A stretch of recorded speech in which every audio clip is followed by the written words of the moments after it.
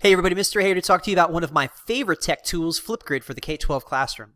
Flipgrid is a social learning platform where students can record video responses to prompts posted by their teachers and even respond to and like each other.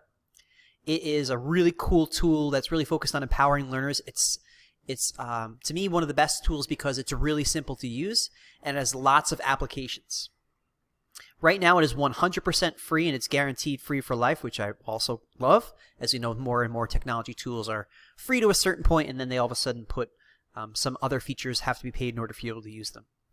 How does Flipgrid work? Well, first you create something called a grid, and a grid is like maybe your class or your course, and that's the space in which students interact. Within that, you create what are called topics, and topics are specific assignments, if you will, that you want kids to create videos for.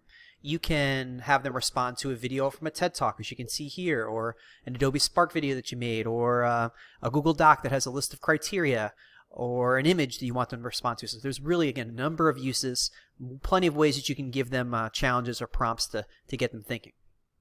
Students then record a video response. The interface is built right within there, so they don't have to upload a video per se. They can record right within that space. They can put stickers on themselves or in the background. They can type words. They can import pictures and put them in the background next to them, like picture in the picture. There's lots of real good functionality right within the space. And so that's one of the things I like about it is one-stop shopping too for students in terms of their video production. If we were doing this in real time and live, you would then try it yourself just to see how easy it is. But basically, when you click on the link, it brings you to the space. Then you click on the green plus and you record your response after you read it and interact with whatever the topic might be. From the teacher point of view, you can see here I have a list of grids. And within there, if I were to click, you then could be able to see the different students and their responses.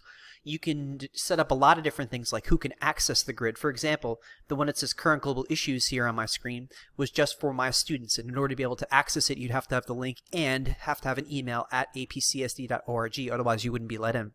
On the flip side, the one below it there, Mr. A, Ms. B's global community, was with a school that we had a relationship with in Greece. And because they were 7 hours ahead of us, it was obviously hard for us to have synchronous conversations. So instead, we had sort of an asynchronous dialogue where we might post a video and then students respond back to our video and vice versa. So really lots of opportunities there.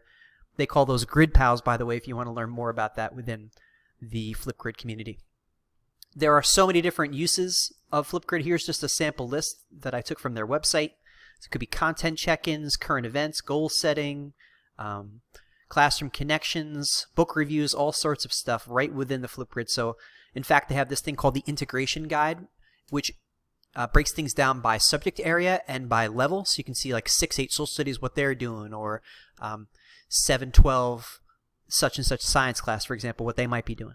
When students record responses, you can put your favorite ones together in what's called a mixtape and then share them out. So if there are students that did a stellar job and you wanted to pass it on to other students or even to colleagues or to families, you could do it that way. Flipgrid has plenty of opportunities and sources for inspiration. I would strongly recommend you check out their Disco library, which is basically the place where all the users who create different topics for their grids share them for others to use. So there are thousands upon thousands there. So you don't have to reinvent the wheel. Instead, you're probably best starting there, seeing if a teacher has something related to the topic you already like, and maybe just tweaking or adjusting a little bit before posting it in your grid. You also can check out the Educator's Guide, which has a lot of information at the time of this recording. They were on the 3rd version, which is very extensive and it takes you through bit by bit, as you can see. They are very active on social media, Twitter in particular. They're always posting out ideas or sharing things that other Flipgrid teachers have done. And they have a really cool certification process, which if you go through the steps, not only teaches you how to use it, but in doing so, they give you little perks along the way and some swag, including VoicePod, which you can see here. I'd also suggest you check out the Education Innovation Station, which is just another source for information and ideas. And then here would be my suggestions for you about how to get started.